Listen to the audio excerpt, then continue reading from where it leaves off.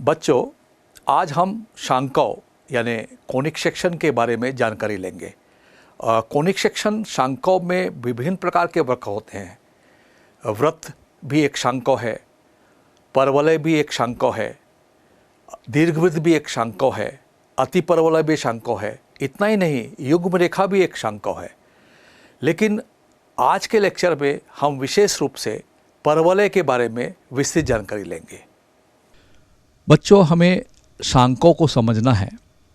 शांकों को समझने के लिए हम बिंदु P इस प्रकार गति करता है कि किसी निश्चित बिंदु S से उसकी दूरी और किसी निश्चित रेखा से उसकी दूरी Pn का अनुपात सदैव नियत बना रहता है। तो बिंदु P का जो रास्ता है या बिंदु पथ, इसको गणितीय भाषा में कहेंगे, वह शांकव होगा। शांकव जो है वो वृत्त भी हो सकता है, शांकव परवलय भी हो सकता है, शांकव दीर्घवृत्त भी हो सकता है, अति परवलय भी हो सकता है, युग्म रेखा भी हो सकता है।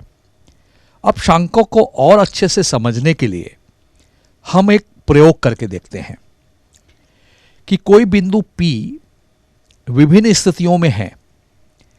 तो निश्चित बिंदु S जिसके निर्देशांक a0 है और एक नियत रेखा है, तो बिंदु P की स्थिति P1 है। तो उस स्थिति में S1 P1 बराबर P1 N1 और बिंदु P की स्थिति बदल गई तो S P2 और P2 N2 बराबर है। इसी तरह से S P3 P3 N3 के बराबर है, S P4 P4 N4 के बराबर है।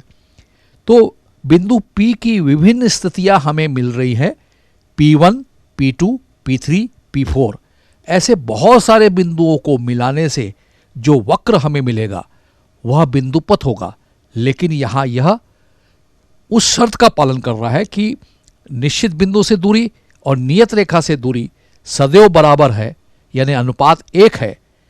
तो उस स्थिति में बिंदु P का जो रास्ता होगा और बिंदु P को की विभिन्न स्थितियों से मिलाने से जो वक्र मिलेगा वो परवलय होगा, जो शांकव है।